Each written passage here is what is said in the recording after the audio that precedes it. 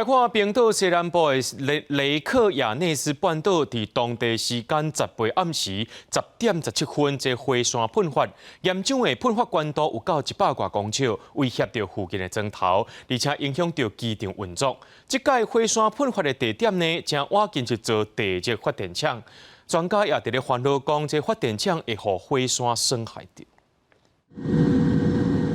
岩浆一直为地面的泥棚喷出来。伫冰岛西南部雷克雅内斯半岛，10日暗时发生火山爆发，为冰岛的首都雷克雅维克，都会当看到火山爆发，甲暗暝笑甲光影影。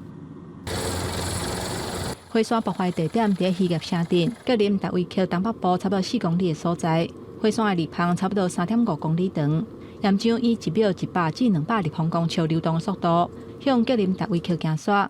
互人更较烦恼的是，离格林达维克差不多6.4公里的所在，有一间地热发电厂。这间发电厂发的电提供在地差不多3万人使用。But very close to the town, we have a critical infrastructure. We have a power plant, and we have the freshwater reservoir, and the hot water is also coming from this area. So there's a lot of critical infrastructure very close by.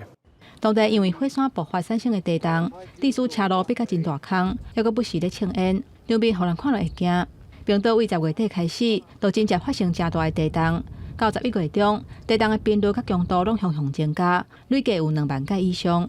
当地提早全面甲格林达维克4成的居民疏开，而且甲真出名的景点拿乌温泉关起来，嘛赶紧伫苏瓦尼心格地热发电厂附近施工，希望甲岩浆引导去别位。目前发电厂以远端操作的方式来维持运作。在2021年之前，雷克雅内斯半岛有8个世纪无火山爆发的事件。火山专家指出，这有可能是当地火山活动新的时代开始。冰岛气象局表示，格林达维克火山喷发的活动也无停止的迹象。在地居民伫短期内要转去厝里，恐惊是真恶。公视新闻，江文编译。